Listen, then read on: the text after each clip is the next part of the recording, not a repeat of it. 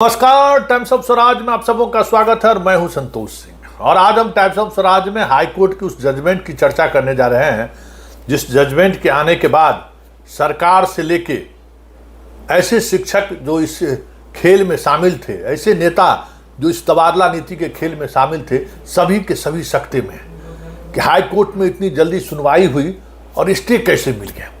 आनंद फानन में शिक्षा मंत्री प्रेस कॉन्फ्रेंस बुला रहे हैं, शिक्षा मंत्री अपनी बात रखेंगे, लेकिन बड़ी बात यह है कि इस स्टे का मतलब क्या है और इस स्टे का क्या यही मतलब है कि जिन 13 स्टूडेंट ने आवेदन किया हाई कोर्ट में सिर्फ उन्हीं को राहत मिलेगी। क्योंकि देखिए, दुकानदारी लोग कई तरह के लोग करते हैं और दुकानदारी का मतलब आप समझिए, कोई भी जजमेंट किसी जो आवेदक है, कोई नौकरी पाने नहीं गया है, कोई आवेदक को ही उसका लाभ नहीं मिलेगा, क्योंकि उस जजमेंट के आधार पर तमाम ऐसे शिक्षकों को उस जजमेंट का संरक्षण मिलेगा जो उस जजमेंट से प्रभावित हो रहा है। इसलिए ये नहीं, ये जो कुछ बातें चल रही हैं कि बस इन्हीं शिक्षकों को लाभ मिलेगा, ऐसा नहीं है। अगर ऐसी बात आएगी तो फिर कल कोर्ट में मेंशन होगा, उन्हें भी राहत मिलेगी, सारे बिहार के शिक्षक एसोसिएशन को राहत मिलेगी। और इसलिए इंडिविजुअली बार बार जो हम कहते थे ना कि इंडिविजुअली टीचर को एक पूरे ग्रुप को पिटिशनर होना चाहिए, संगठन वाले को लेकर हाई कोर्ट का एटीट्यूड थोड़ा दूसरे तरीके का रहता है। लेकिन बड़ी बात यह है कि पूरी सुनवाई में हुआ क्या, जिसको लेकर सरकार और शासन में बैठे हुए लोगों की कुर्सी हिल रही है कि कल का कार्यक्रम होगा कि नहीं होगा। अब इस पर मंथन होनी शुरू हो गई है।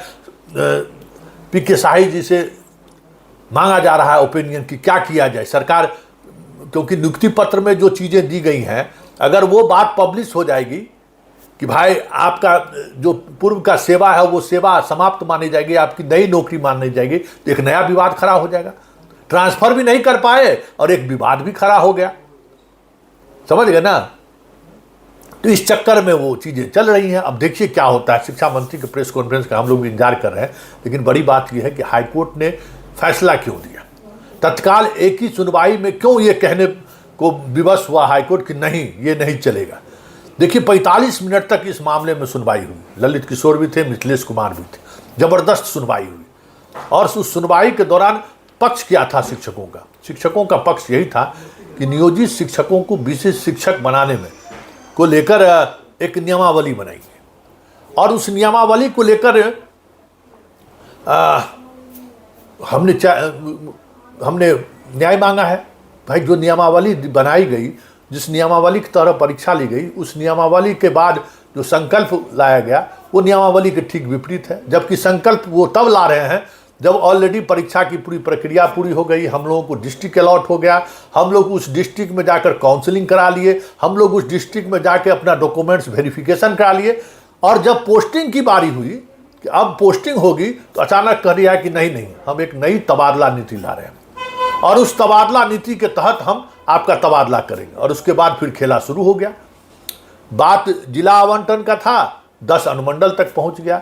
बात अनुमंडल तक ही नहीं रहा, फिर बात उससे आगे बढ़ी तो हो गया कि आप अपना अनुमंडल भी नहीं रहिएगा, पत्नी का भी अनुमंडल नहीं रहिएगा, और जिस अनुमंडल में आपकी पोस्टिंग पहले से है उस अनुमंडल में भी आप नहीं रहिएगा।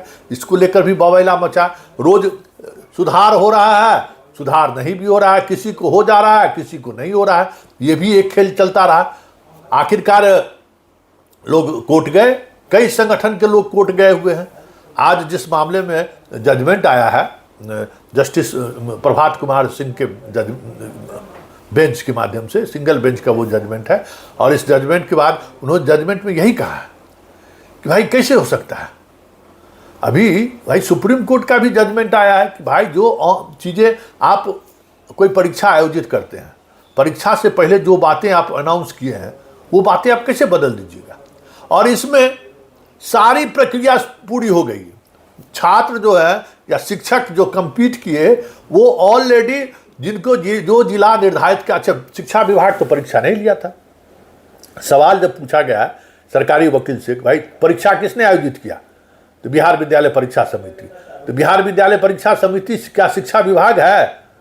तो नहीं, अलग ऑटोनोमस बॉडी है, शिक्षा विभाग से उसको कोई मतलब नहीं। ठीक है, तो उनके पास कौन पहुंचा? तो शिक्षा विभाग पहुंची कि आप परीक्षा लीजिए और परीक्षा के रिजल्ट का आधार क्या होगा, तो मेरिट कम चॉइस। ठीक है, तो मेरिट कम चॉइस में क्या रिजल्ट हुआ तो जो जिसका जितना नंबर था उसके अनुसार उनको जो 3 गो जिला का हम चॉइस लिए थे उसको हमने सजा दिया। जो टॉपर थे उनको अपनी जिला मिला, उससे कम अंक वाले को दूसरे जिला मिला, उससे कम अंक वाले को तीसरे जिला मिला। बहुत सारे शिक्षक थे जो उस कैटेगरी से बाहर गए तो उनको तीसरा, चौथा, पांचवा जिला हमने निर्धारित किया। अच्छा, तो कोर्ट ने कहा इसका ये मतलब है कि इस पूरे परीक्षा का आधार योग्यता है। तो सरकार ने कहा हाँ योग्यता है। तो जब योग्यता के आधार पर शिक्षकों का चयन हुआ, जिला आवंटित हुआ और उस जिला में वो शिक्षक गए, तो सरकार ने कहा गए, काउंसलिंग हुई तो हुई, वहाँ सारे डॉक्यूमेंट्स का वेरिफिकेशन हुआ तो हुआ। जब सारी प्रक्रियाएं पूरी हो गई तो फिर उस जिला से दूसरे जिला में आप कहीं भी जाके आप आवेदन कर सकते हैं, कहीं भी जाकर आप पोस्टिंग ले सकते हैं। ये कैसे बात आ गई, ये कहाँ से बात आ गई? इसलिए जो भी शिक्षक हमारे यहाँ आए हैं इस तबादला नीति के खिलाफ, उनको हम तत्काल राहत दे रहे हैं।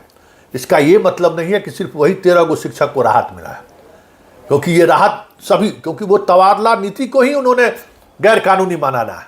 तबादला नीति पर ही उन्होंने सवाल खड़ा किया कि ये कैसे हो सकता है। कई जजमेंट इस तरीके की जजमेंट है और सुप्रीम कोर्ट का जजमेंट तो हाल का जजमेंट है, फिर आप इसमें कैसे बदलाव कर सकते हैं? कैसे ये परिस्थिति? सरकार के वकील समय लेते रह गए। वो चाह रहे थे कि किसी तरीके से एक तारीख हमको मिल जाए, मौका कि भाई सर हमको जवाब देने का मौका दीजिएगा ना, हम तैयारी होकर नहीं आए हैं।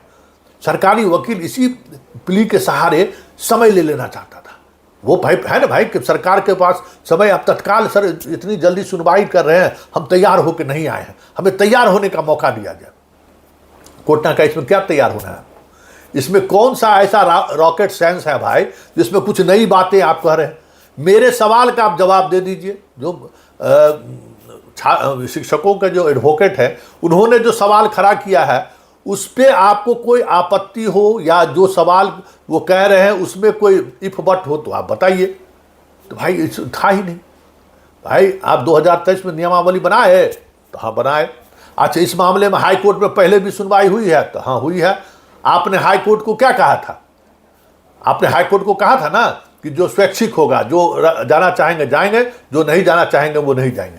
लेकिन आप क्या कह रहे हैं कि 22 तारीख के बाद हम सबको जहां मन होगा, जो चॉइस दिया है उसको भी और जो चॉइस नहीं दिया है उसको भी ट्रांसफर कर देंगे। ये कैसे होगा?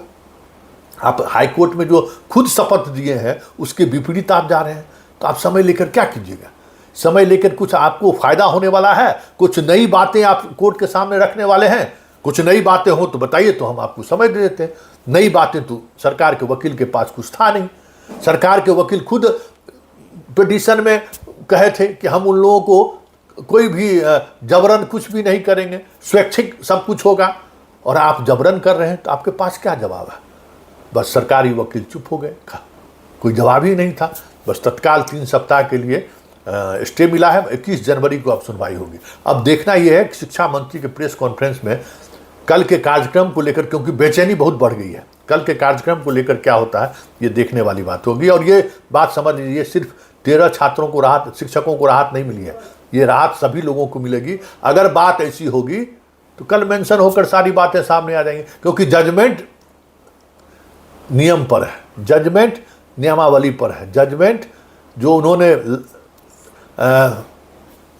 ये जारी किया, नोटिफिकेशन जारी किया है, संकल्प जारी किया है और जो ऑप्शन दे रहे हैं उस पर आया है।